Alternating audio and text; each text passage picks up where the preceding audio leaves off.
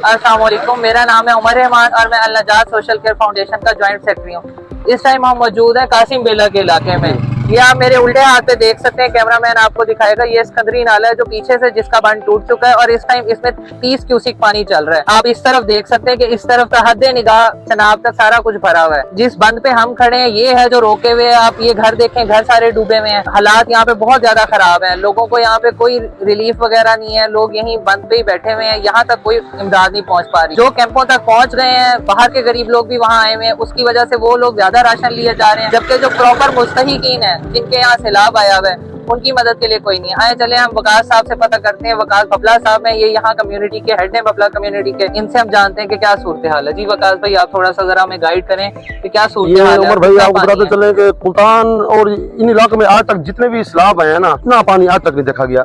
यानी आप देख लें कि नहर की इस तरफ तकरीबन 100% आबादी डूब चुकी है। और समझे कि पहले गवर्नमेंट की तरफ से हमको अवेयरनेस दी गई थी, लेकिन लोगों ने उस बात को सीरियस नहीं लिया, लाइट। लेकिन अब पानी जब अचानक से आया तो आगे समझे कि अब उस तरह से गवर्नमेंट इंतजाम भी नहीं कर सकी। उन्होंने अपनी कैपेसिटी के मुताबिक उस वक्त अच्छा इंतजाम किया, लेकिन अब जितना नुकसान है उसके मुकाबले में तो अब कुछ भी नहीं है। लेकिन वो करने की कोशिश करें अपनी तरफ से हर बंदा। लेकिन अवाम को हम ये रिक्वेस्ट करेंगे कि एक तो गवर्नमेंट जो आपको गाइड करती है या जो भी बात करती है उसको सीरियस लें। जैसे आपने पहले बात की है, कैंपों में जो बेचारे हैं जरूरतमंद, उनके अलावा और लोग भी आए हुए हैं, और नाजायज तरीके से इमदाद लेने की कोशिश करें। जो लोग बेचारे सैलाब से मुतासिर हुए हैं, जिनका हक है, उनको लेने दें।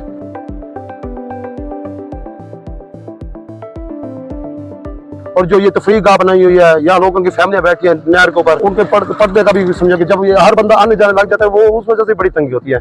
ये भी लोगों को रिक्वेस्ट करेंगे कि जिसका काम है, जिसने इमदाद देनी है या कुछ हेल्प करनी है लोगों की, वो है। या सलमान भाई, जरा ये पानी का बहाव दिखाएं आप यहाँ घर की जगह से, थोड़ा सा जूम करके लोगों को, कि यहाँ से कितना तेज पानी गुजर रहा है।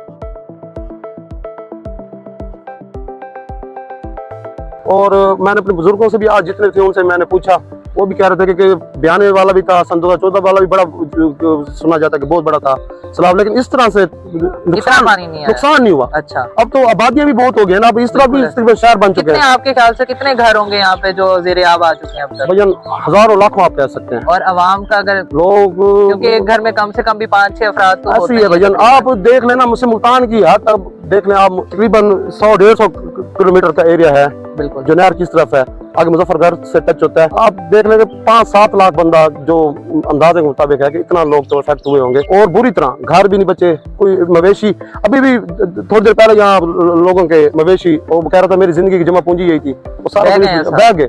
अच्छा, मुझे एक और चीज बता दें कि यहाँ पे इन लोगों को इस टाइम बेसिक चीजें क्या चाहिए, किन चीजों की जरूरत है, लाइक ताकि हम इकट्ठी करें, लोगों तक पहुँचाएं कि इन चीजों की जरूरत है सबसे ज्यादा? बेसिक भजन जो है ना उमर भाई, सर्च पाने के लिए टेंट सबसे ज्यादा जरूरत है। बिल्कुल। उसके अलावा बच्चों का दूध, खाना पीना और इस तरह की जो बेसिक चीजें, दवाइयाँ, ये जो बेसिक चीजें, ताकि वो अब क्योंकि हफ्ता 15 दिन लग जाएंगे उनको वापस जाते हुए, तो ये बेसिक चीजें तो आप उनको समझे कि बंदा वो उनको जरूरत होगी, वो प्रोवाइड कर सकता है। बहुत शुक्रिया। 2009 से 2013 के दरमियान मैंने हिफ्ज़ किया मदरसा खैरुल मारिफ से। तो वहाँ पे मेरे कारी साहब थे, इनका ये घर है।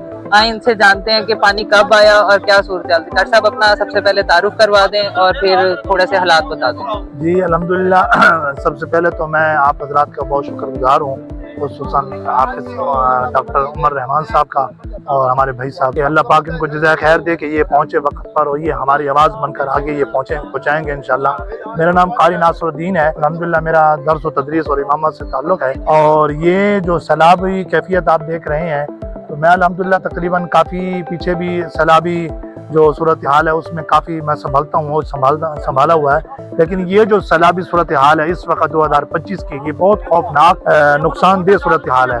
ये जो हमारा घर है सामने आप हज़रात देख रहे हैं, ये घर मेरे अपने हैं ज़ाती। ये घर तकरीबन बन के तकरीबन बराबर है। ये जो बड़ी नहर कहलाती है, जो सिकंदरी नाला जो मुल्तान को बचाया हुआ है, इसके बराबर है। अब आप ये देख लें कि इन घरों के अंदर मेरे कद जितना पानी हो गया है। जहाँ तक बात की जा सकती है सहूलियात की और दूसरी चीज़ों की, उसका ताल्लुक ये है कि हुकूमत पंजाब असल में अपने तौर पर वो मामला तो कर रही है और इंतजाम भी कर रही है, लेकिन हकीकी तौर पर जो अभी भी भाई फरमा रहे थे, सही मुस्तहिकीन है, जो हकदार हैं, अभी भी वो सही मुस्तफीद नहीं हो पा रहे। क्यों? उसकी वजह यह है कि इसमें बहुत सारे इज्जतदार शरीफदार खानदान लोग हैं, उनको शर्म हया की वजह से, अपनी खवातीन की वजह से वो बेचारे नहीं होना पा रहे आगे। अब मैं मिसाल के तौर पर मैं खुद दर्स व तदरीस से मुंसलिक हूँ, इमाम आदमी हूँ। तो मुझे खुद को हया आती है कि मैं दूसरों आदमी को से जाके हाथ फैलाऊं या कुछ मांगू। तो ये सारी कैफियत है, सूरत हाल। अभी तक पानी का जोर शोर आपके सामने है और पानी पूरी आबताब के साथ, शबाब के साथ चल रहा है। अल्लाह ताला आफियत फरमाए, अल्लाह ताला आप हज़रात को जज़ा खैर दे। आप हज़रात हमारी आवाज़ बनकर आए हैं, अल्लाह आपको बहुत जज़ा खैर अता फरमाए। बहुत शुक्रिया।